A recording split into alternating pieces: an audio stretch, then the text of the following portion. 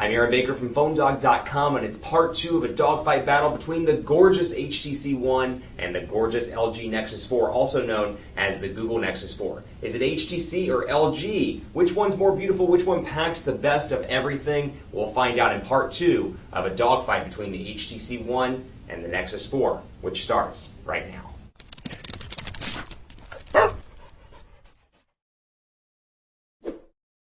It's part 2 of a dogfight battle between two devices, two Android devices that, at least in terms of the beauty department, are definitely up there on the list, if not the top. In my opinion, both of these are the hottest Android devices when you look at hardware, just external hardware alone. The HTC One and the Google Nexus 4. They're both beautifully crafted Android handsets. Love the glass, love the metal, and it gives something an iPhone 5-like look and feel to Android. So if you've seen that iPhone 5, you're like, man, I hate iOS, or man, I like Windows Phone, or man, I like Android. But you know what? The iPhone 5 is just so darn beautiful. Well, you've got some Android alternatives to choose from right here. HTC One coming soon to AT&T, Sprint, and T-Mobile in the U.S. And then the Nexus 4 available on T-Mobile and select retail outlets and online at T-Mobile.com, at least last I checked. It goes in and out, and of course, it's available through Google Play as well. This is $299 for an 8GB version, $349 for the 16GB version. Then over here, you got a 32 and 64GB variant. And I should point out that this actually is the international unlocked version. So no LTE here just yet, but it will get it when you come over.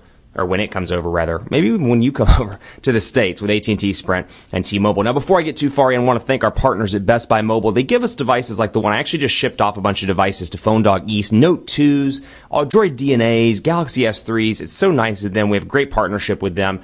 And the reason why is because we give those devices to you for free on the One Paw Bandit game. So when you go into Best Buy Mobile, you'll walk out working. They'll help you set up your email, your contacts. When the One comes to Best Buy Mobile, they'll make sure your boom sound speakers are set up. They'll make sure HTC Zoes, you know how to use them, and more at Best Buy Mobile. It's their walkout working program. Let's take a look at HTC One, Nexus 4, and let's jump right into some of the speed tests, because that's usually a pretty good place to start when we're going into part 2. Now, both of these devices are incredibly fast. Both have 2GB of RAM. It just depends on the overall software experience you want. Now, if you want to get further into detail with both of these devices, take a look at the reviews, the snapshot reviews of each one of these devices, because I do go in depth at the various software on both of these devices, because it's important to take a look at Sense 5, see what's changed here, take a look at stock Android 4.2, see what's changed there. There's a lot I like about both of these devices. Unfortunately, Quadrant Standard has stopped. Let's start it back up. There we go. Come on. HTC One / Quadrant Standards. Tuesday morning. Let's get rocking. Internal error. This one seems to be giving me a little bit of an issue. We may have to restart it. But you can see here, Quadrant Standard running right now. Let's talk a little bit about battery life as well. You've got a 2,300 milliamp hour non-removable battery over here, 2,100 milliamp hour non-removable battery over on the Nexus 4. So they're both non-removable. That said, a ton of different alternatives. I wouldn't worry about that too much, because you can get an external battery pack and charge it. There are a lot of different options here. That said, love the standby time over here. Overall, in the battery department, the HTC One does win. With moderate use, I'm getting about, I'd say, in moderate use obviously depends on the person, and even for me, moderate use depends on the day, between whether I'm traveling or not, or if it's a Tuesday or a Friday, and I'm trying to cut back on usage or using my office phone, whatever the case may be. That said, I get about 9 to 11 hours would be my estimate on the HTC One. Over here, I get about 8 to 10. So I do see a little bit less of a battery performance over here. That said, I did not mean to do that. Let's go ahead and run that again, because I did not mean to do that. So you got an amazing 12,576 over here, 4,852 over on the Nexus 4, and take it with a grain of salt. Like I've always said in the videos, it's not indicative of day-to-day performance. Both of these phones are incredibly fast. That said, I have not found a thing yet that slows down the HTC One. I mean, you can see how incredibly fast this thing is, moving through menus, pinching, doing widgets, closing it down, turning it off and back on, incredibly fast all around. And the Nexus 4 is fast. I have seen the occasional lag, and unfortunately I have a hard time replicating it on video, but you'll see it from time to time when you're browsing the web or when you're in messages. You'll see it kind of stutter, and what I see how it kind of highlights underneath the icon. Every now and again for me, it highlights and stays highlighted for like 2 seconds, and the app doesn't actually open up. And then when it does, it opens up and works just fine. But that's the one, and I wish I could do it to kind of manipulate it and make it work so I could show you the occasional slowdown. But otherwise, both are great devices. I mean, everything has an occasional slowdown, with the exception apparently of the HTC One. This thing is zippy fast, and you can quote me on that, zippy fast. So I want to take a look here as well quickly at the personalization options on this device. So you can see, actually I didn't mean to go into display. Let's go up here to personalize. Like any other HTC device, the ability to personalize the wallpaper, the lock screen style. I do find this particularly useful. I have it on productivity. but then you have the wallpaper lock screen, the picture lock screen, music, and then a no lock screen as well. So a lot of different choices to choose from. Then I can customize the home screen like you've seen, customize text messages and more. So still plenty of opportunities to customize and make that device your own. Now over there, this is a hacker's dream. So putting it quite simply, if you hack, you root, you mod, you're going to like this device a lot. So I happen to like this widget quite a bit. Downloaded this, and then of course in Android 4.2.2 you've got the quick shortcuts from the lock screen. So without actually opening the device or unlocking it, you can scroll over, for example, to messaging, and I can create a new message and then go right in. So I actually just unlocked it to go into the message, but without unlocking it, I can go in and read my messages. I can take a look at Google+. I can take a look at my calendar, for example, see the weather, and go to my camera and more. So speaking of camera, let's take a look on both of these devices. 8 megapixel camera with 1080p HD recording, 4 ultra pixel camera over here. And I'm going to go through and show you what these can do. First of all, this is utilizing something called HTC Zoe. It's HTC's marketing. It's a part marketing phrase, but it's also a very cool feature that the HTC One has. So for example, I have it on Zoe right now, and you're going to notice when I click this, you'll see the red. It takes a 3-second video. Now that video can double up as stills as well. You can extract still images from it if you want to. But then it doubles up as kind of a 3-second video. So you'll see me take a Zoe of this, for example, of the Nexus 4, and there it is stored in the gallery. Now when I turn that off, I've got a normal camera. I can come through here and snap pictures of the Nexus 4. And basically what I'm doing is creating a gallery for today. So whatever today is, I think it's the 26th if I recall. Yeah, 26th of March. What I'll do is go out of here and go back into gallery, and you can see from here, bam, my photos, camera shots, and then it brings together all my Facebook photos and more. So some people don't care for the cluster of information that you get, but you can see my photos, of course, running the Zoe's dyno that we have in our house. And then I'll go to Dallas, Texas, for example, and you can see all the stuff I just took. Now it's going to be a combination of a Zoe and then a combination of some still images. But this is the HTC Zoe, the finished product, and the phone does this for me. I don't have to do any editing or do anything.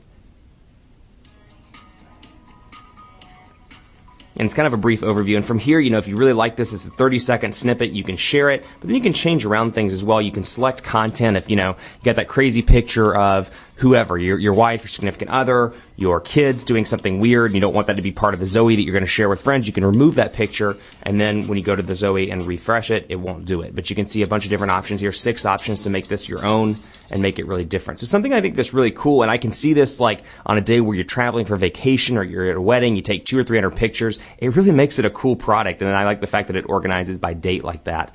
Although the one thing I will say is, you know, just out of the box, it is kind of frustrating. If you're on a vacation for 7 days, for example, I'd like to be able to kind of organize those activities together pretty easily, you know, or at least have the option to maybe tag them or something. And I know there are options to do that, but just saying out of the box, I'd like to be able to say, hey, this is my vacation folder. Put all pictures from X to X in that folder. But that's just a small personal thing. Really impressed with the camera performance over here. It is fantastic all around. And you've got your settings here. And you'll notice the front-facing camera. Take a look here and see what I'm talking about. So you can see me, you can see the camera shooting right now. And then you've got all this extra space around behind me. You can see my walls, my office walls, the picture behind me. So just a wide-angle lens makes it easy to take pictures and videos of your friends that may be with you. So we'll go back to the main camera. Take a look at my new haircut, too, and let me know what you think in the YouTube comments. And then, of course, you got your still images as well. Now, over here, panorama is a super cool thing. Now, I find, you know, at a hard time, or at least for me, I have a hard time justifying panorama within itself, but I think it's a pretty cool feature. And actually, somebody brought up the comment on YouTube. It's a great feature for somebody that may be looking at a house, or somebody that's trying to analyze, you know, perhaps somebody doing an appraisal of a house, something like that. So I'll line it to start up and just do a quick one to show you what it looks like. And you can see one of my sets over here that I often use in videos, just right there. So you can see Droid DNA, you can see my laptop and more, and just as I go down like this, you can see I'm filling out the picture, or the photosphere, if you will. We'll do this one as well. And you can see it's pretty easy to use all around. So pretty impressed with the performance there. Again, you can share it on Google+, you can share it through email. Hard for me to justify kind of the use of that, but I still think it's a really cool feature. And of course you have panorama as well. And then we'll go right back in here so you can take a look. Photosphere, panorama, videos, and more. Overall, the camera, it's decent. And again, keeping in mind the price point of this device, it's not bad by any stretch of the imagination. That said, the camera is definitely better on the HTC One. It is one of my go-to cameras now for everyday use. I'm incredibly impressed with it, and I continue to be impressed with things like Zoe and Zoe Share and more. But still a decent camera, and I like the fact that you can easily scroll between your film strip view, much like Windows Phone 8, and your live camera. It's quick and easy. And then, you know what, let's say I like that. I want to share it to Instagram. Quick and easy to access, and take care of all that stuff. That said, they're both incredible devices. One of them has to be declared a Dogfight winner. It's a tough call because, as always, it depends on what you want. The price point here is incredible. The availability here is incredible. This is the most gorgeous Android device I've ever had my hands on. It feels great in the hand. It's got that curved back like the Droid DNA. Love this one as well. Really looks great. And keeping in mind, $300. I mean, you can't beat that at all. $300 for a high quality Android phone. Really impressed all around with the performance and with the overall look and feel. That said, one has to be a winner. The winner of the Dogfight is the HTC One. I mean, it's a gorgeous package of incredible specs. HTC Zoe blink feed are incredible. The hardware is great. The software is great. The improvements HTC's made fantastic. And the availability on AT&T, Sprint, and T-Mobile, really a bonus all around for consumers. So, unless you're on Verizon, you may not have to switch your carrier to get this device. Whereas, for example, if you're on Sprint, you can't do the Nexus 4. Really like the fact that this is going to be available in 3 different carriers, or on 3 different carriers rather, in the US. HTC One, an incredible device. Really enjoying my 30-day challenge with it as well. Be sure to check that out on YouTube. Keep it locked on PhoneDog.com for continuing coverage of both of these devices. Let me know what you think of this Dogfight on Twitter at PhoneDog_Aaron, Facebook, Facebook.com/HiAaronBaker, Google+, G+.to/PhoneDog. Let me know which one you think should have won. You love the one, you love the Nexus 4. Let me know on social media. Thanks so much for watching. Stay tuned for more dogfights between these two devices and more on PhoneDog.com. It's going to be a hot season for smartphones, guys, and I cannot wait to do some head-to-head comparisons between the industry's best smartphones. 2013 is going to be fun. You're going to want to stick around on the YouTube channel and on PhoneDog.com. As always, I'll see you next time.